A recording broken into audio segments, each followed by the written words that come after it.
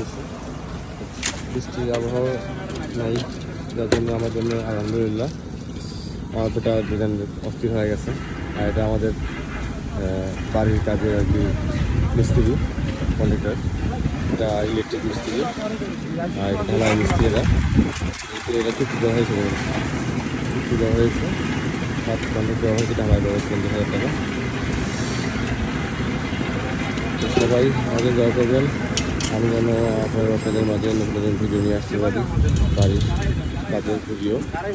আর রডগুলো দেখতে রান্না হয়েছে, ঠিক আছে। এটা কনসিউম সার, কেননা এটা তো আপনার এই পর্যন্ত দুইতলাই হবে, যার জন্য কনসিউম সার দেওয়া হয়েছে। আর রডগুলো দেখছেন সুন্দর করে ট্যাপ দেওয়া হয়েছে 5.5 ইঞ্চি পরে।